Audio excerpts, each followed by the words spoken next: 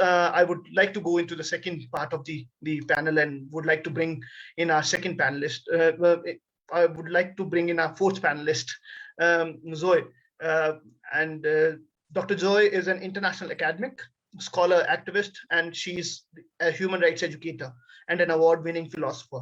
For the last 2 decades, she has been engaging with climate justice research and activism while lecturing law and philosophy. The floor is yours, Dr. Zoi. Thank you. Thank you very much. Thank you to all the organizers for this very useful conference. Okay, so my very short talk is going to focus on climate justice. As you can see in the slide, we will try to understand what is this thing we call climate justice and why is it useful for us as human rights experts or children's rights experts to engage with this area of law. So climate justice is the blueprint for a fair and sustainable future for life as we know it on this planet. It's not a small matter. We have to understand that we are under a climate emergency as we are, participating in this conference right now. And an emergency requires urgent action as well. So climate justice is a part of this fueling climate action and enriching our understanding of what environmental law, human rights law, children's rights can bring onto the table and how we can contribute positively to overcome this emergency. Optimism should never leave our set of mind. So climate justice can be understood as a lens for looking at climate change as a social, ethical, and legal issue, rather than just an environmental one, okay? In the past, we were talking about climate change, and we were thinking, well, it's an environmental issue, it's, a scientific issue. So, no, climate justice comes into the scene, and we say that we can understand climate change as a social, ethical, and legal issue. And this is exactly where human rights come into the play, because we have discovered in recent years that there are strong links between climate change and human rights. 2 decades ago, or even a decade ago, it would be impossible to argue for, the connection between climate change and human rights.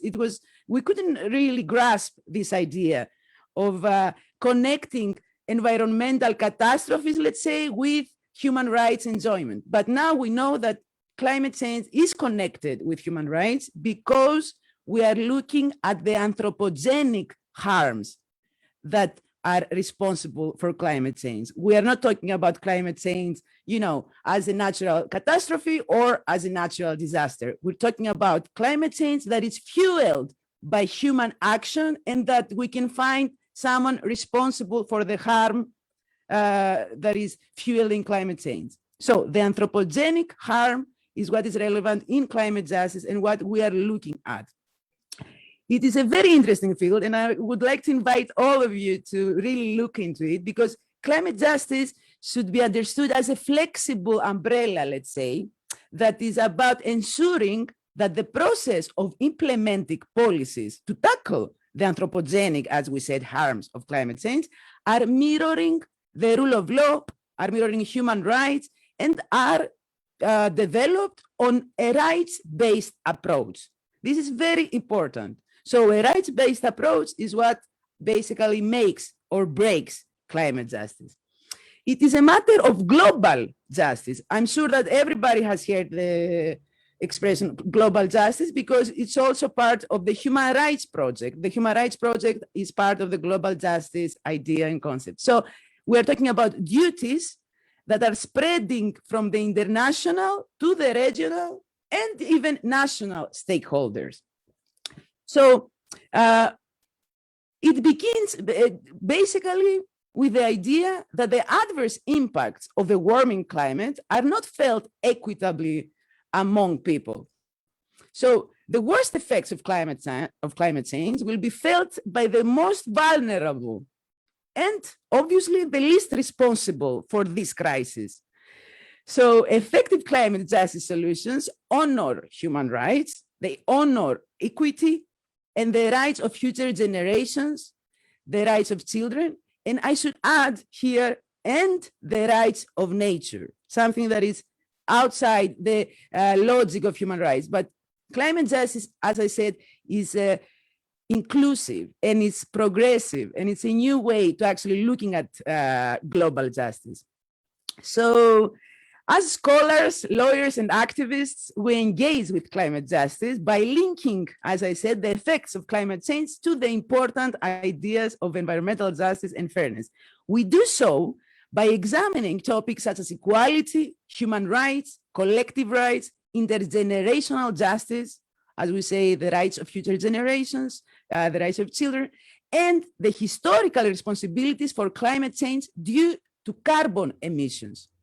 Okay, so this is very important to really grasp.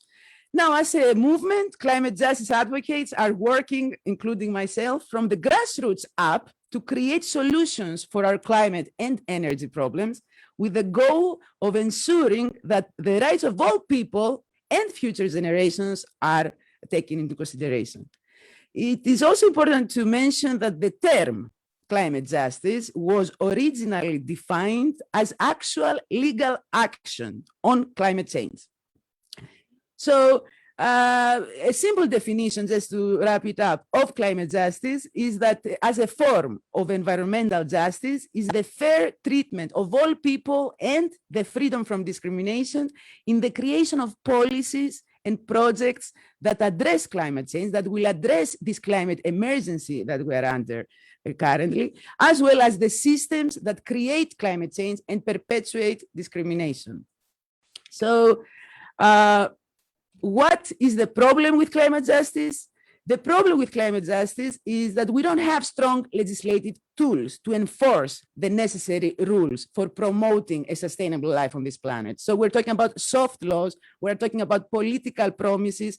We are keep on observing the international community discussing and having conferences and theorizing about these issues instead of taking strong and actual climate action. So climate justice is trying to push for change, trying to expose all these inadequacies and propose at the same time alternatives with real effect and real impact on these problems.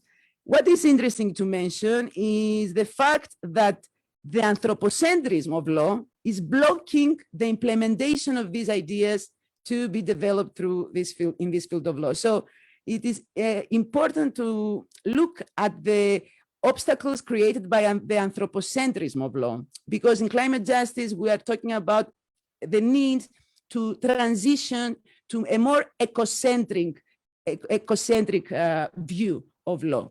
And this is also interesting in a human rights discussion.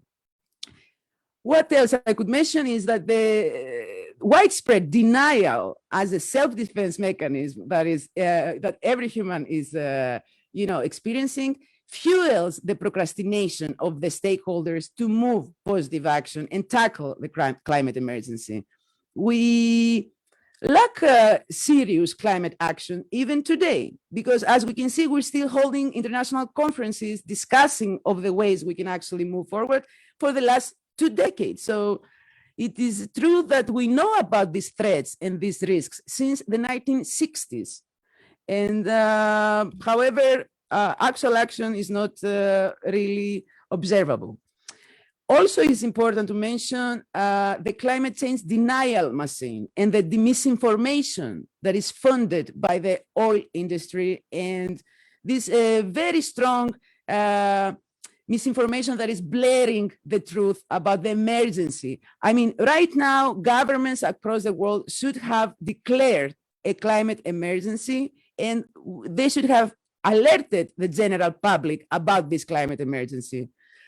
So that's another very important dimension.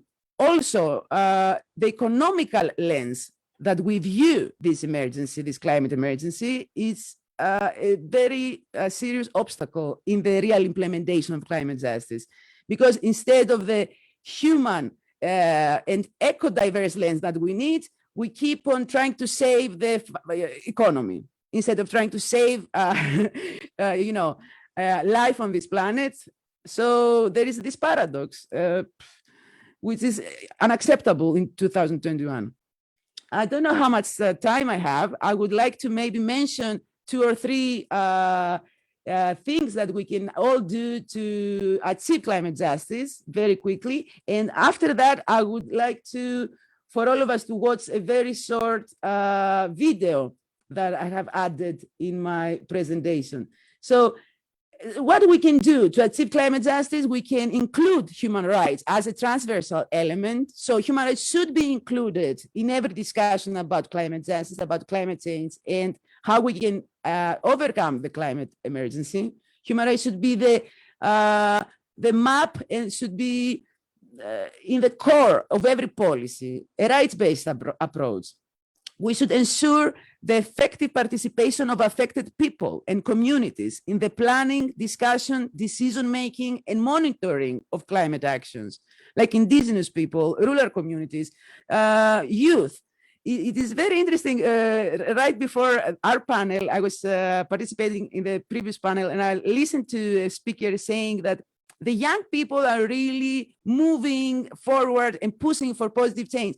And I think that's amazing, and that is hopeful, and that is representative of how young people can see the truth in a problem without having the stereotypical understanding of what is real, realistical to do, or what is right according to economy. Young people look at the problem of climate emergency and they say, hey, we really need to do something to change that now, not tomorrow, not in the next decade.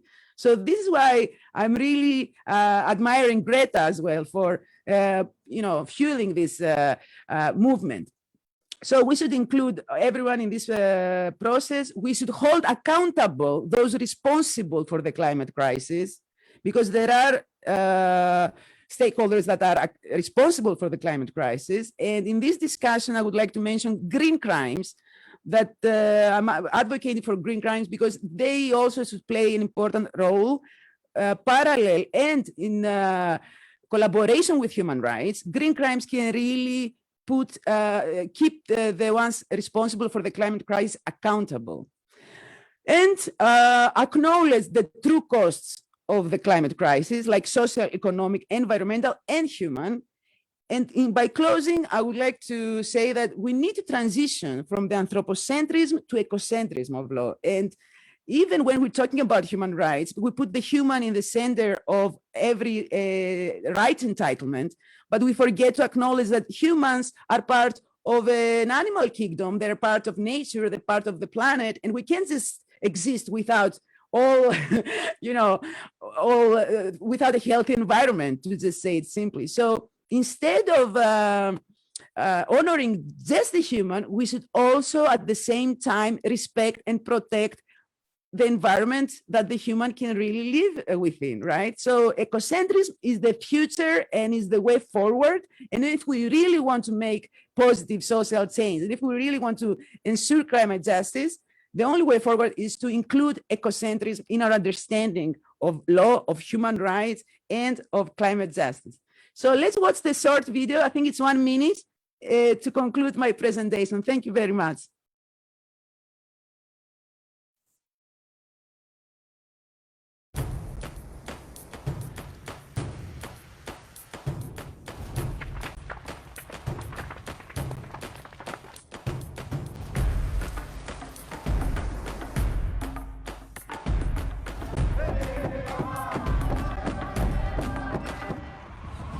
It was the strongest typhoon ever known. I lost both my parents, my eldest brother, my sister-in-law, and my 3-year-old nephew.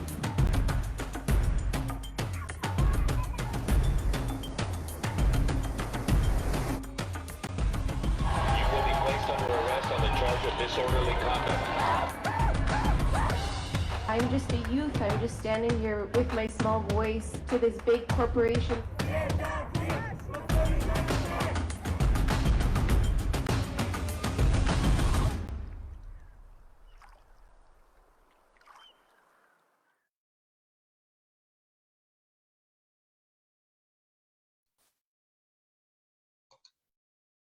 That's wonderful. Thank you very much for screening this short video. And by closing up, let me just say, let's focus our efforts on agreeing how we can achieve climate justice, coming out of denial, and leaving behind excuses about why it can't be done or economical interests. So let's all join this climate justice movement and act for climate now. Thank you very much. Thank you so much, Zoe, for the moving and passionate presentation.